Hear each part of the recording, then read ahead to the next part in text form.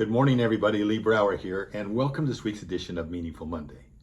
I am grateful to be here, and I am glad to be here. I hope tomorrow's a better day.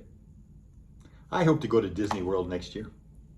I hope the Chicago Cubs win the World Series. You know, our culture defines hope as merely a fanciful wish or casual desire. Now tell that to the thousands of people that were on their knees praying this last week for Damar Hamlin. See, that wasn't fanciful hope. That was hope that brought us as a nation to our knees, to hold teams out in the middle of the field, holding hands, grown men holding hands on their knees, praying to God because they were praying for hope and they had hope in a higher power. Now, if you didn't learn something from that, and I think it's something that's going to continue to teach us because it has so many openings to other questions, doesn't it? You know, clearly what is hoped for may or may not come to pass. The hope of believers, however, believers in a higher power, is more than a desire or a wish. It's an unshakable confidence in God, even when circumstances give us every reason to doubt. But yet, look how it brought everybody together. You know, over the years, I've had the opportunity to work with prisoners.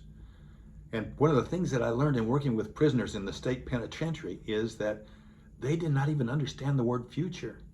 Now, if you don't have a future that transcends tomorrow, you don't have true hope. Chesterton, I think G.K. Chesterton observed that hope only has any real meaning when things are hopeless. Now, I don't know if I disagree. I don't know if I agree, but nonetheless, he said, as long as matters are really hopeful, hope is mere flattery or a platitude. It is only when everything is hopeless that hope begins to be a strength. Now, my prediction is there'll be some people that come out of this experience, Hamlin included, that's going to have a higher belief and maybe a belief in, and we have a responsibility to teach our children about this. We have a responsibility to live this. We have a responsibility to practice true hope, to really put it out, something that's beyond that. Jay Patterson, our partner up in Canada, recently posted part of Amanda Gorman's latest poem, New Days lyric. I recommend that you go listen to her say it. I'm going to quote a few pieces from it, but it's so powerful. She says, may this day be the day we come together, mourning we come to mend, withered we come to weather, torn we come to tend, battered we come to better, tethered by this year of yearning we are learning that though we weren't ready for this, we have been readied by it.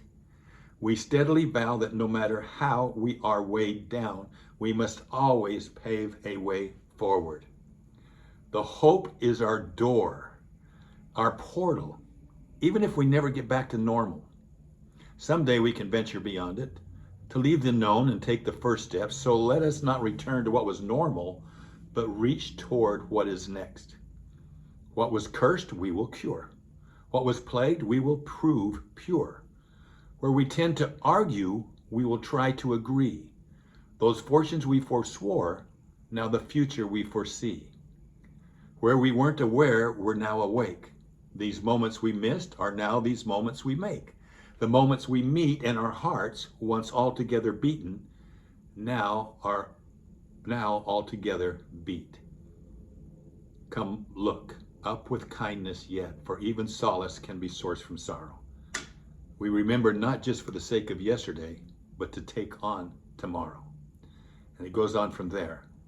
But you see, hope is such a powerful thing. I remember the story of the man that was up hiking, and he came down and told me all about this, and he was up at 10,000 feet, and he was exhausted, and he loved to hike at elevation, and he's moving along, and he hears somebody coming from behind, and so he speeds up. But his heart won't take it. And pretty soon this guy's alongside and he looks at him and he's a guy in his 70s and he said, what drives you? What was his answer? He paused and he thought, he says, my vision of the future. That's hope. That's hope.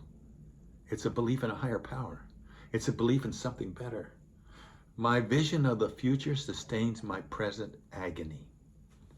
And so it's this power of hope we can overcome. And without challenges, without almost hopelessness even in and of itself elevates our hope. It brings us back to the core, to those things that we believe in, and pulls us together. So my message this week is don't give up on hope. Keep hoping, keep it strong. There is a brighter future. And it's not just the fanciful hope of hoping for tomorrow. That's different. Hope is when you can see and feel that there's something out there bigger. There's a higher power that we can give credit to and that we know loves us and cares for us and has a place for us. So anyway, have a meaningful week. Be hopeful, truly hopeful. And let's see what happened. I mean, what an amazing experience. And I'm so grateful that Damar Hamlin is doing well. But there's so many lessons that are going to come out of this.